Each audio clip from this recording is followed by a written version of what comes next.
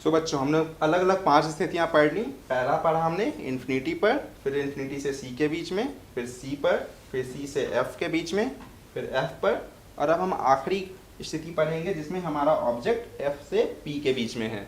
ये आखिरी स्थिति क्यों है? क्योंकि हम कोई भी ऑब्जेक्ट को लेफ्ट साइड में ही रख सकते हैं। जो हमने पहले एक बार चार्ट पढ़ा था कि कौन कौन से 6 अलग अलग वर्टिकल्स पढ़ने हैं, उसके हिसाब से ये हमारी आखिरी स्थिति होगी। तो आपने यहाँ पे देख रहे हो कि मैंने एक ऑब्जेक्ट रखा है ए बी, जिसको मैंने फोकस और पोल के बीच में रखा है। अब इसमें भी हम लोग वही सेम तरीका यूज करेंगे। 2 रेज ड्रॉ करने की कोशिश करेंगे ए पॉइंट से, एंड देन उस पर देखेंगे कि हमारा इमेज कहाँ फॉर्म हो रहा है। तो एक रे लिया हमने ए एम। अब ये रे गई पैरेलल टू प्रिंसिपल एक्सिस, तो कहाँ से पास करेगी? राइट, फोकस से हमारा ये रे पास करेगी। मतलब A M ray incident ray है और एम एफ रे हमारा रिफ्लेक्टेड रे के तौर पर बाहर जा रही है। अब हम दूसरे रे पे आते हैं। दूसरा रे हमने लिया जो सेंटर ऑफ कर्वेचर से पास कर रही होगी। फिर चूंकि ये सेंटर ऑफ कर्वेचर से पास कर रही है, तो एंगल ऑफ इंसिडेंस हमारा क्या हो जाएगा इस पॉइंट पर? इस पॉइंट का नाम दे देते हैं हम एक्स। इस पॉइंट पे एंगल ऑफ इंसिडेंस क्या होगा? राइट, 0 हो जाएगा हमारा। क्यों 0 होगा? क्योंकि सेंटर ऑफ कर्वेचर से जो लाइन हमारे स्फीयर को टच करती है वो 90 डिग्री का एंगल बनाती है। दैट मीन्स ये रे हमारा नॉर्मल के अलोंग ही जाकर लग रही होगी। दैट मीन्स हमारा एंगल ऑफ इंसिडेंस 0 है, और अगर एंगल ऑफ इंसिडेंस 0 है तो हमारा एंगल ऑफ रिफ्लेक्शन भी 0 होगा, तो वो उसी रास्ते पर वापस आ जाएगी। मतलब रे हमारी सी ए के तौर पर गई और ए सी के तौर पर वापस आ गई। तो अगर हम देखें तो फिर यहाँ पे अगर चीज़ों को देखें तो धीरे धीरे आपकी डिस्टेंस बढ़ती जा रही है, और ये आगे जाकर हमें तो लग नहीं रहा कि कहीं पे मिल सकती है। तो फिर हमारा तरीका क्या होता है कि रियलिटी में तो हमें कहीं एजम्पशन में लग रहा है कि ये कहीं नहीं मिल सकती है, तो हम क्या करेंगे, थोड़ा पीछे चलेंगे, मिरर के पीछे जाकर देखेंगे कि कहीं ऐसी पॉसिबिलिटी है कि वो मिल सकती है या नहीं मिल सकती है, तो वो हम ट्राई कर रहे हैं। तो हमने एक रे को पीछे खींचा जो मैंने डॉटेड लाइन से दिखाया है, और दूसरी रे को भी थोड़ा पीछे खींचा। पहले मैंने एम एफ रे को पीछे खींचा, फिर ए सी रे को हमने थोड़ा पीछे खींचा। ये सोचा कि अगर ये रे ये मिरर नहीं होता तो ये रे किधर से आ रही होगी। तो जैसे हम आगे बढ़ते हैं तो हमें मिलता है एक पॉइंट मिलता है ए डैश, जहाँ पे ये दोनों रेज एक कन्वर्ज करती हैं, एक जगह पे मिलती हैं। तो ये हमारा उसका एक वर्चुअल इमेज फॉर्म हो रहा है, क्योंकि यहाँ पे रेज एक्चुअली में नहीं मिल रही हैं, वहाँ से फील हो रही है कि वहाँ से वो ओरिजिनेट करती अगर ये मिरर नहीं होता। तो इस तरह से हमारा इस केस में एक वर्चुअल इमेज फॉर्म हो रहा है। क्यों? क्योंकि आपके रियल साइड में उसका इंटरसेक्शन पॉसिबल नहीं है, तो इसीलिए उसके एक्सटेंशन पे हमने देखा, एक्सटेंशन पे वो इंटरसेक्शन पॉसिबल हो रहा है, और वो इंटरसेक्शन हमारा इस ए पॉइंट का वर्चुअल इमेज बनाएगा।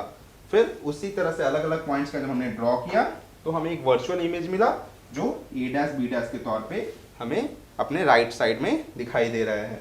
तो अगर हमारा ऑब्जेक्ट फोकस और पोल के बीच में रखा जाए तो हमारा इमेज मिरर के लेफ्ट राइट साइड में बनेगा। दैट मीन्स इमेज जो हमारा है वो वर्चुअल बनेगा, इसलिए हमने उसे डॉटेड लाइन से भी दिखाया है। वर्चुअल इमेज बनने का मतलब क्या हुआ कि हमारी रेज एक्चुअली में नहीं टकरा रही हैं, हम वैसा एज्यूम कर रहे हैं या सीम कर रहा है कि वो रेज वहाँ से टकराती। तो ये हमारा वर्चुअल इमेज का कॉन्सेप्ट आया। देन ये इमेज का जो पोजीशन है मिरर के राइट साइड में है। उसके बाद ऑब्जेक्ट की हाइट और इमेज की हाइट आप देखें तो क्या देखने को मिल रहा है कि ऑब्जेक्ट की हाइट छोटी है और इमेज की हाइट बड़ी है। साथ ही साथ ऑब्जेक्ट प्रिंसिपल एक्सिस के ऊपर है और इमेज भी हमारा प्रिंसिपल एक्सिस के ऊपर है। तो हम इन सारे पॉइंट्स को भी एक बार क्लब करके लिख लेते हैं। तो हमारा इमेज कहाँ पे बन रहा है? बियॉन्ड मिरर या दर्पण के पीछे। देन आते हैं हम लोग, किस तरह का इमेज बन रहा है हमारा? वर्चुअल इमेज, मतलब आभासी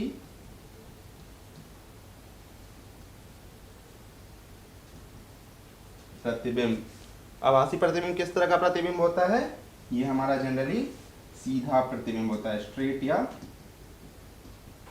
डायरेक्ट प्रतिबिंब होता है। मतलब ये सीधा प्रतिबिंब बनेगा, प्रिंसिपल एक्सिस के ऊपर के हिस्से में बनेगा। और साथ ही साथ इसके ऑब्जेक्ट हाइट और इमेज हाइट में क्या रिलेशन होगा?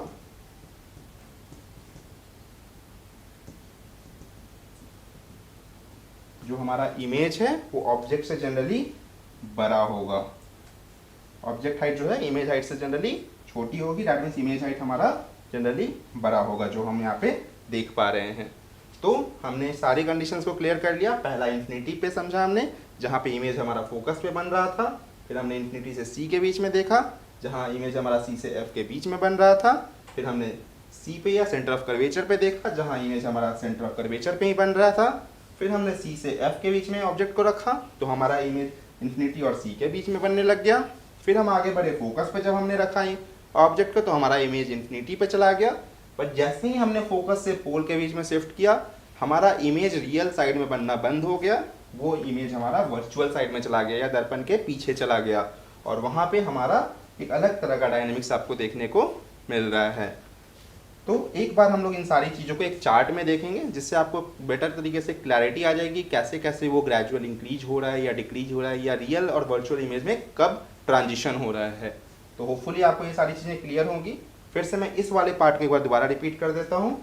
ऑब्जेक्ट को हमने कहाँ रखा? फोकस और पोल के बीच में। ऑब्जेक्ट क्या था? A B. दो रेज चाहिए थी हमें, तो एक रे हमने लिया ए एम, जो जाके पैरेलल टू प्रिंसिपल एक्सिस टकराई। अगर वो पैरेलल टू प्रिंसिपल एक्सिस थी तो वो कहाँ से पास करेगी? फोकस से पास करेगी, जो हमारा एम एफ रे से आ रहा था। फिर हमने एक रे लिया जो सेंटर ऑफ कर्वेचर से पास करे, मतलब सी ए रे लिया। ये रे चूंकि जाकर हमारे नॉर्मल के अलॉन्ग विद जा रही थी या नॉर्मल के साथ जा रही थी, तो मतलब एंगल ऑफ इंसिडेंस हमारा 0 हो गया। इसके तहत हमारा एंगल ऑफ रिफ्लेक्शन 0 हो गया और वो सेम दिशा में वापस आ गई, मतलब AC दिशा में वो वापस आ गई। जब हम इन दोनों रे को देख रहे थे तो हमें क्या देखने को मिला कि ये दोनों रेज आगे जाकर नहीं टकरा सकती हैं, क्योंकि इनके बीच की दूरी बढ़ती जा रही है। तो हमने इस रेज को पीछे की तरफ एक्सटेंड किया। एक्सटेंड करने पर हमने देखा कि एक पॉइंट पे रे टकरा रही हैं, जिस पॉइंट का नाम हमने निकाला ए डैश। चूंकि ये दर्पण के पीछे टकरा रही थी, मतलब वहाँ पे रेज एक्चुअली में नहीं जा रही थी, हमने उसको एज्यूम किया या हमें प्रतीत हुआ ऐसा, इसलिए इसको हमने वर्चुअल इमेज की कैटेगरी में रखा। फिर उसी तरह से अलग अलग पॉइंट्स का जब हमने ड्रॉ किया तो हमें एक ए डैश बी डैश इमेज मिला, जो वर्चुअल इमेज की कैटेगरी में था और साथ ही साथ दर्पण के पीछे भी था। तो इसकी कैटेगरी इसके जो अलग अलग नियम, अलग अलग जो प्रॉपर्टीज थी वो हमने जो लिखा हुआ है। इमेज हमारा कहाँ बन रहा है? बियॉन्ड मिरर या दर्पण के पीछे। इमेज किस तरह का है? वर्चुअल या आभासी।